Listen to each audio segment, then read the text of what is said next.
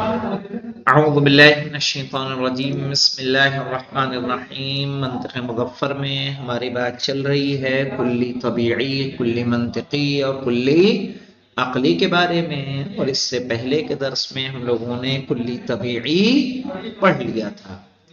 آج جو ہم پڑھنے جا رہے ہیں کلی منطقی ہے۔ آئیے دیکھتے ہیں عبارت کو۔ کہہ رہے ہیں ان لاحظ العقل مفہوم الوصف بالکلی وحدہ، کہ اگر عقل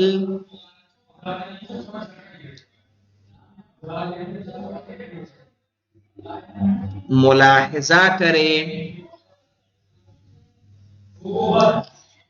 وصف کے مفہوم کو تنہا کہ وہ کلی ہے، تنہا نہیں وصف، کیا لکھا بیٹا؟ اگر ملاحظہ کرے، عقل ملاحظہ کرے مفہوم وصف کو کلی کے، وحدہ کے اوپر لکھیں، یعنی صرف اور صرف کلی کو ملاحظہ کرے۔ اس سے پہلے ہم نے کیا کہا تھا بحیثیت، ہم نے کہا نا جملہ ہمارے پاس کیا تھا، الانسان کلی، صحیح ہے نا؟ کلی طبیعی میں نے کہا کہ صرف اور صرف انسان کو اکیلا وہ دیکھے، ٹھیک ہے نا؟ اکیلا ملاحظہ کرے بنا کسی وصف کے تو کیا ہو جائے گا، کلی طبیعی۔ آج ہم بات کر رہے ہیں کس کی؟ کلی کی بات کر رہے ہیں، الانسان کلیون میں کلی کی، کہ عقل مفہوم وصف کو ملاحظہ کرے یعنی کلی کو، اکیلے کس کو؟ کلی کو۔ وَهُوَ أَن يُلَاحِظَ مَفْهُوم، یعنی مَا لَا يَمْتَنِعُ فَرْضُ صِدْقِهِ عَلَى كَثِيرٍ، صحیح ہے کہ وہ ملاحظہ کرے مفہوم کو اس کے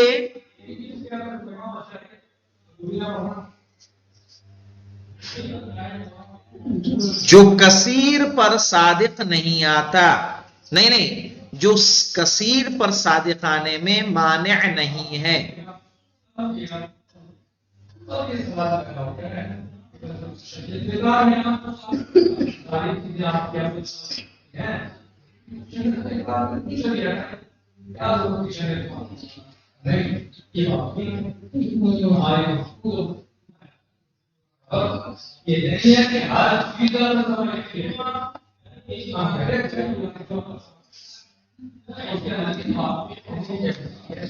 مجرداً عن کل مادۃ، جو خالی ہو ہر طریقے کے مادے سے۔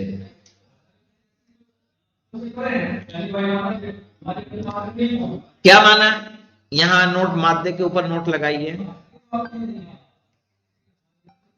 مولانا آپ نے،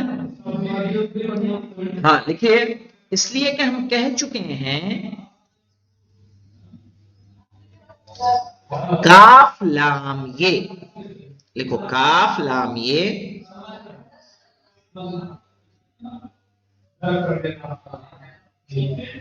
لفظ ہے جس کا مفہوم ہے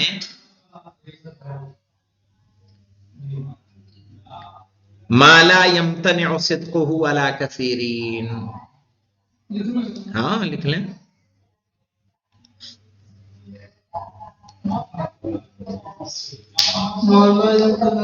صدقه على كثيرين،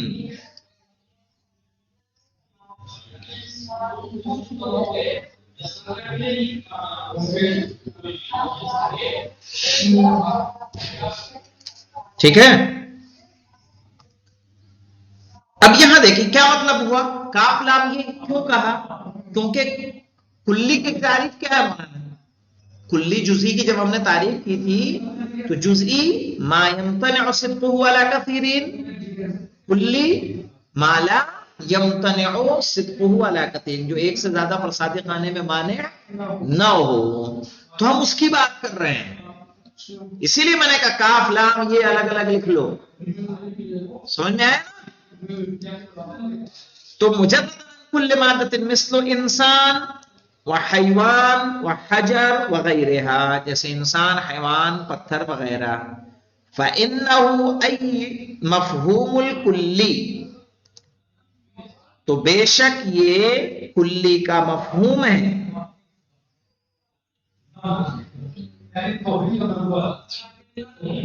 بما هو عند هذه الملاحظہ، ویسے ہی جب ہم اس کے بارے میں اس چیز کو ملاحظہ کرتے ہیں. کیا ہوا؟ یسمى کل المنطقی، اسے کیا کہا جاتا ہے؟ کلی منطقی کہا جاتا ہے مولانا. ہاں، اب یہاں پہ نوٹ لگائیے کلی منطقی کے آگے، اس لیے کہ علم منطق کا موضوع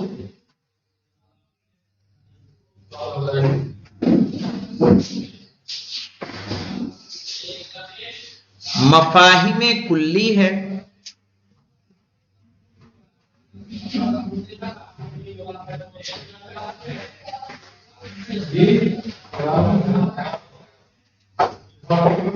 جس کا وجود صرف اور صرف ذہن میں ہوتا ہے.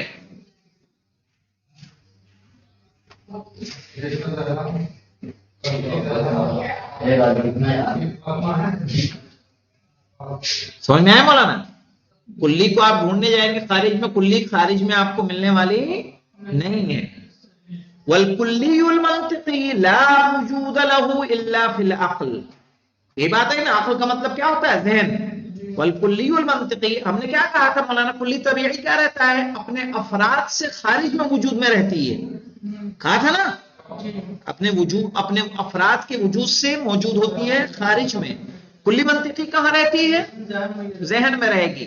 لأنه مما ينتزعه ويفرضه العقل، کہہ رہے ہیں یہ کیونکہ اسی سے عقل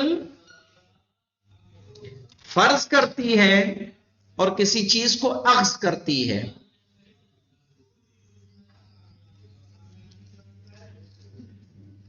فَهُوَ مِنَ الْمَعَانِ الذِّهْنِيَّ الْخَالِصَةِ، تو یہ خالص ذہنی معانی میں سے ہیں. معانی یعنی مفاہیم.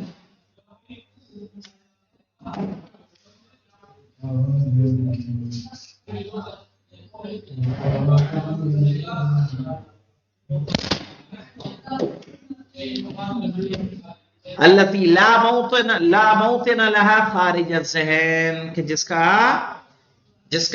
ذہن سے باہر کوئی مقام نہیں ہوتا.